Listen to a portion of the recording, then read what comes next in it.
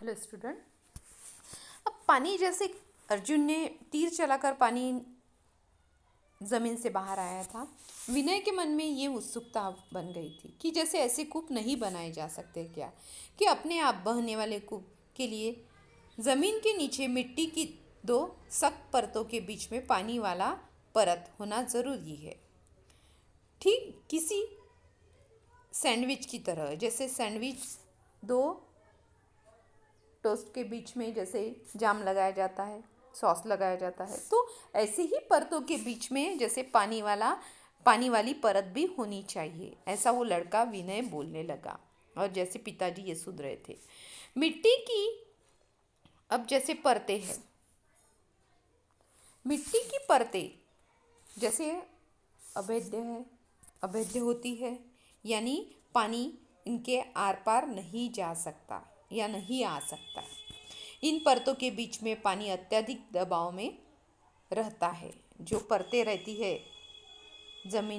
मिट्टी की, ज़मीन की ऊपर नीचे ऐसी, तो ये कैसी रहती है? अभेद रहती है। इन्हें जैसे आर पार नहीं जा सकती, आ जा नहीं सकती। इन्हीं परतों के बीच पानी अत्यधिक दबाव में रहता है। वो अपने बेटे को बताने लगी, यदि जमीन से पानी की परतें या परत तक छेद दिया जाए तो पानी दबाव के कारण धरती की सतह तक यानी जैसे चढ़कर बहने लगेगा। और इससे क्या होगा?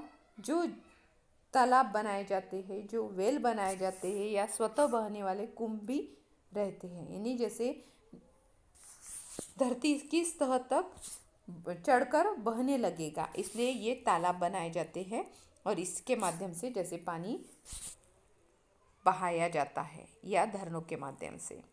अब विनय ने जिज्ञासा से पूछा, उसके मन में बहुत सारी बातें आ रही थी और वो हर एक बातों का या हर एक प्रश्न का उत्तर ढूंढने की कोशिश कर रहा था, या उत्तर उसे चाहिए था पिताजी की ओर से। तो वो पिताजी को हर एक बात का हर एक प्रश्न पूछ रहा था और जैसे उत्तर मिलना चाहिए, ये भी उसके मन में उत्सुकता थी। तो हर एक प्रश्न का उत्तर जैसे पिताजी उसे देने लगे और उत्तर के माध्यम से उसमें जैसे पानी फवारों के रूप में जमीन से कैसे निकाला जा सकता है। अब जैसे फवारों के माध्यम से जमीन से पानी कैसे निकाला जा सकता है, साथ में ये भी यानी जैसे पानी बहता है तो कैसे बहता है। प्रसाद जी अपनी बात को और समझाते हुए बोले, मिट्टी की दो सख्त परतों के बीच दबाव के कारण इसे समझने के लिए तुम एक गुब्बारा ले लो। वो बताने लगे कि जैसे मिट्टी की दो सख्त परतें हैं, उन परतों के बीच में जो दबाव के कारण, अब जैसे गुब्बारा है, समझने के लिए उन्होंने गुब्बारा ले लिया। और जैसे गुब्बारा है तो बिना गुब्बारा फुलाए उसमें सुई से भी नहीं, जैसे गुब्बारा बिना फुलाए उसमें सुई से सावधानीपूर्वक एक छेद कर दो, तो फिर उसमें पानी भरो तो देखो क्या होगा। जैसे वो अपने बेटे को समझाने लगे, मिट्टी की दो परतों के बीच में दबाव के कारण क्या होता है। तो प्रसाद जी अपने बेटे को एक गुब्बारे का उदाहरण देने लगे और गुब्बारों के बीच में जैसे गुब्बारा फुलाया हुआ है और उसमें सावधानीपूर्वक उन्होंने एक छेद कर दिया है, तो फिर उसमें पानी भरेंगे तो फिर क्या होगा।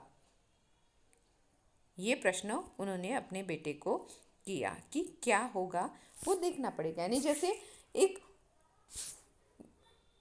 उदाहरण देने के माध्यम से उन्होंने गुब्बारा लिया और ये समझाने की कोशिश की।